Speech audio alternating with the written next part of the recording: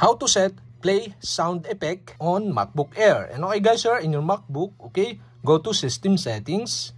In System Settings, on left side, okay, go to Sounds.